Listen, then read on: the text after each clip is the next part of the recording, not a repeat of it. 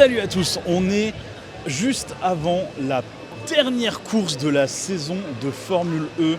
Je suis forcément chez Nissan, on est en pleine visite des garages, donc on est la veille de la course, on n'est pas le jour même évidemment, sinon je pense qu'on ne pourrait pas être là. Mais c'est super intéressant de découvrir comment est organisé un garage de Formule E, puisqu'ils font tout pour être quand même aussi respectueux de l'environnement que possible. Le but de la Formule E, c'est quand même de respecter un petit peu plus l'environnement que les courses classiques. C'est pour ça qu'on est sur de la voiture électrique. Mais tout autour est également réfléchi pour avoir l'impact le plus faible possible sur l'environnement. Plein de choses intéressantes à en dire.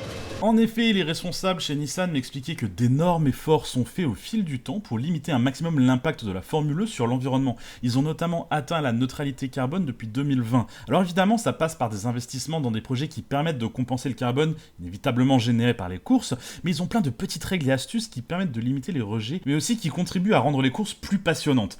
Et on se dit que la Formule 1 pourrait peut-être en prendre de la graine et s'inspirer de quelques idées de la Formule E, notamment sur le fret. Déjà, la première étape, c'est d'utiliser un calendrier de course qui est logique. En effet, évitons de faire Monaco une semaine, le Canada la semaine suivante et l'Espagne la troisième semaine. Si on peut éviter les allers-retours à travers la planète, on réduit forcément l'impact environnemental. Une autre solution est de privilégier le train lorsque cela est possible, notamment pour les courses qui se passent en Europe. Nissan m'a par exemple fait venir en Eurostar à Londres, ce qui permet de réduire drastiquement les rejets de CO2 sans pour autant rendre le trajet plus long.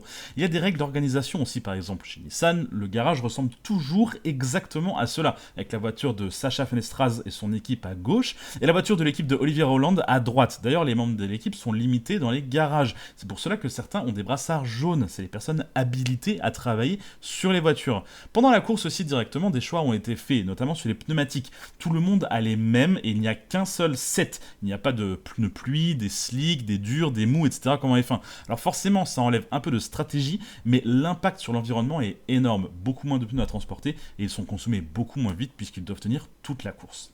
J'en profite également d'être au Pop-Up Store de Londres chez Nissan pour vous parler du design de ces superbes Formule E. Regardez-moi ça, elles sont superbes. J'adore la livrée de chez Nissan avec les Sakura. Forcément, il y a la casquette. Donc j'aime beaucoup cette livrée. Et on va parler de plein de petits détails design sur cette voiture qui sont super intéressants. Alors on dirait vraiment une sorte de Formule 1 du futur. Regardez-moi tout ce spoiler à l'avant là qui donne énormément de style à cette voiture. On se rend compte qu'il y a très peu d'aéro parce qu'en fait le seul aéro qui sert vraiment à quelque chose, c'est ce qu'on va voir sur le côté ici. D'ailleurs on se rend compte qu'en course on peut totalement perdre tout l'avant du véhicule et être toujours relativement compétitif. Alors évidemment on a toute cette partie très fléchée comme ça qui est super intéressante. Comme vous pouvez le voir, c'est beaucoup de fibres de carbone, ce qui fait que le poids est relativement contenu. On est sur une voiture qui fait à peu près le poids d'une Formule 1 à environ 50 kg près. Et c'est assez intéressant parce que le poids ne change pas selon si on est au début ou à la fin de la course. Forcément, sur une Formule 1, on va avoir le plein qui va se vider. Sur une Formule E, c'est la batterie, donc forcément, le poids ne change pas. J'adore le style. Regardez-moi toute cette fibre de carbone qu'on va avoir un petit peu partout là. Super intéressant. On va avoir les petits rétroviseurs en carbone également. Cette livrée est vraiment superbe. Cette pièce, je l'ai filmée pendant le garage tour et je trouve que c'est une pièce super intéressante parce qu'elle est complètement ouverte un petit peu partout. Elle laisse vraiment passer le flux d'air et je trouve ça vraiment cool. À l'arrière, bon bah là forcément on le verra pas, mais normalement on a les feux arrière qui sont en forme de X, que je trouve vraiment très sympa, et je trouve ça assez sympathique également de pouvoir s'approcher un petit peu. Et regardez, on peut voir un petit peu l'intérieur, etc. On voit que c'est relativement exigu. Mais il faut savoir que ces véhicules sont prévus pour faire rentrer des personnes jusqu'à 2 mètres de haut, de grand. Donc moi, avec mon 1m86, je pourrais rentrer là-dedans. Peut-être pas en largeur, vous allez me dire. Mais au moins en hauteur, ça devrait rentrer. Donc ça, c'est vraiment très cool. J'adore ce design. On va avoir également le halo, comme sur les Formule 1 pour la sécurité. Donc vraiment très jolie voiture. Ah, c'est vraiment top, ils en ont une deuxième ici où l'arrière est accessible, donc je vais pouvoir vous parler un petit peu de l'arrière. Regardez-moi ça, beaucoup de fibres de carbone. On a tout le feu arrière avec le petit crochet ici. Et en fait, toutes les lumières, tout le feu se fait là, des deux côtés. Ce qui donne une signature lumineuse en X qui est vraiment très cool. Regardez-moi cet arrière. C'est vraiment le futur de la Formule 1, quoi. J'adore. esthétiquement, ça a vraiment de la gueule. Je trouve que c'est vraiment très cool. Bon, ça va être le début de la course. On a décidé d'être plutôt sur le grandstand et pas dans la suite pour voir un peu ce que ça donne l'ambiance. Je sais pas ce que ça va donner, mais pour l'instant c'est pas mal. En indoor, c'est sympa. En indoor, ça a l'air pas mal, hein.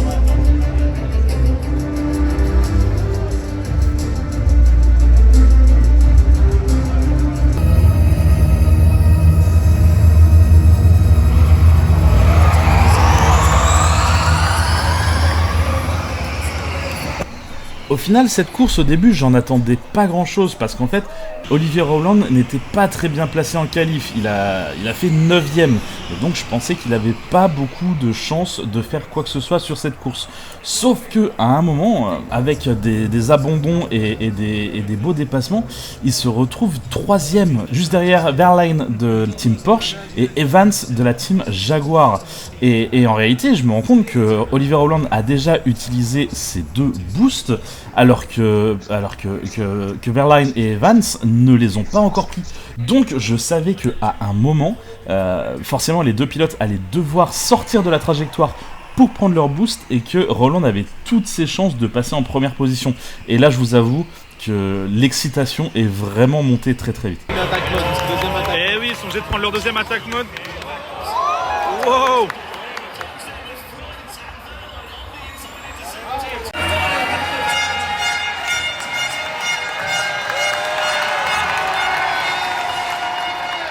Aux victoires de Olivier Rowland avec Nissan, je porte fièrement la casquette Nissan après cette victoire évidemment.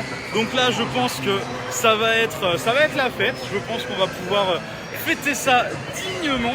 De gagner la dernière course de la saison, c'est quand même un sacré kiff. Allez, je vous reprends un petit peu plus tard, on va sûrement aller voir le podium. Et effectivement, c'est la fête. On a eu la chance de pouvoir vivre cette victoire de l'intérieur, au plus proche des pilotes et des équipes. On a pu voir Rowland fêter sa victoire avec sa fille. On a également vu le CEO de Nissan sincèrement heureux de cette victoire. Il semble ici gribouiller une petite figurine. En fait, il s'agit d'un Duruma. C'est un porte-bonheur assez connu au Japon. Lorsqu'on le reçoit, on complète un œil et on écrit sur le bas le projet que l'on veut réaliser.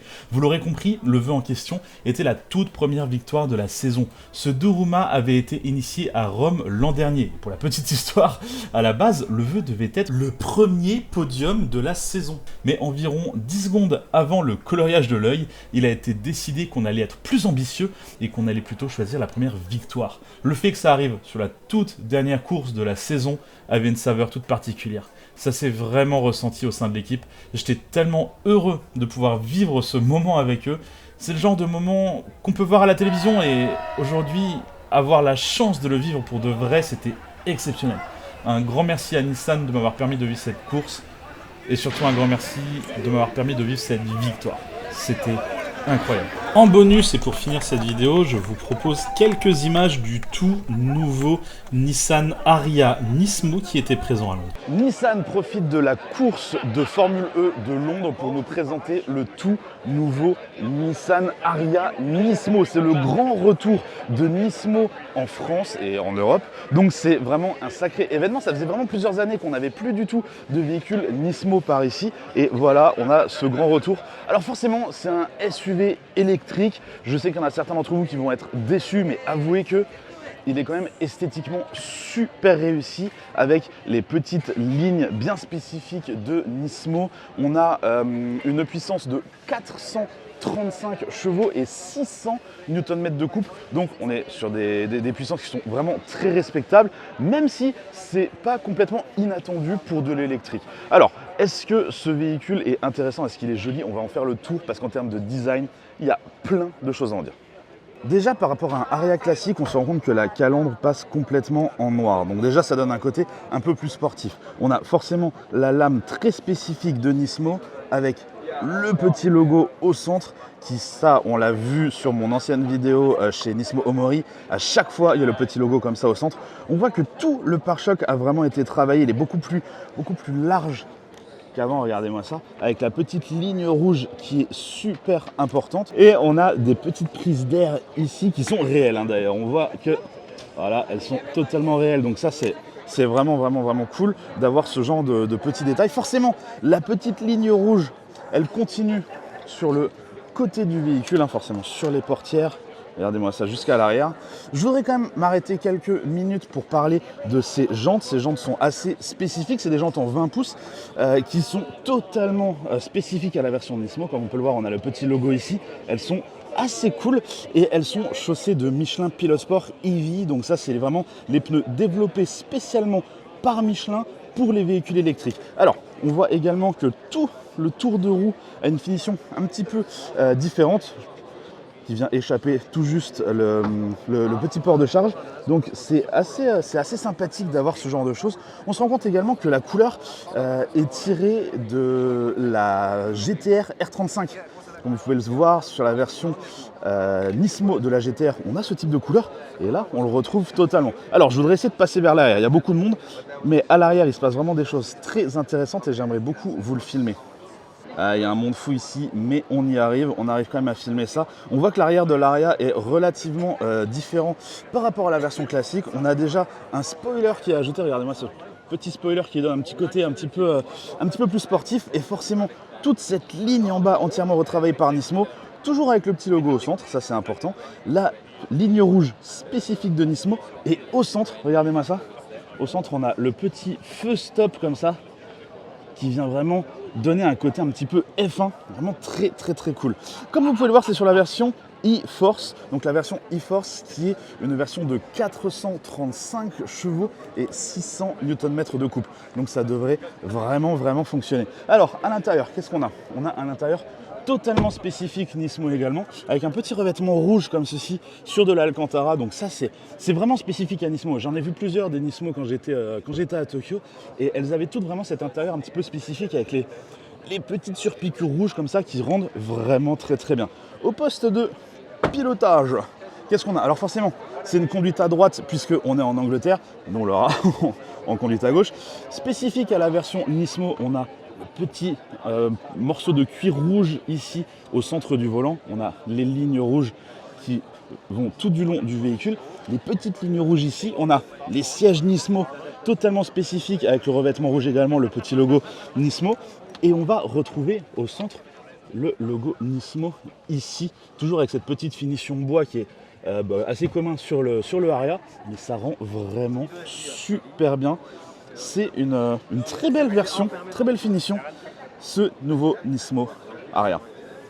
Bon voilà, c'est tout sur cette vidéo avec Nissan sur la course de Formule E de Londres. Un grand merci à Nissan d'avoir rendu ça possible. C'était vraiment génial. Vraiment, de façon très sincère, j'ai adoré pouvoir participer à tout ça. C'était superbe. Un grand merci à vous les viewers également d'avoir regardé cette vidéo jusqu'au bout. Comme d'habitude, je vais vous inviter à en regarder d'autres et à vous abonner si ce n'est pas déjà fait. Allez, bye bye.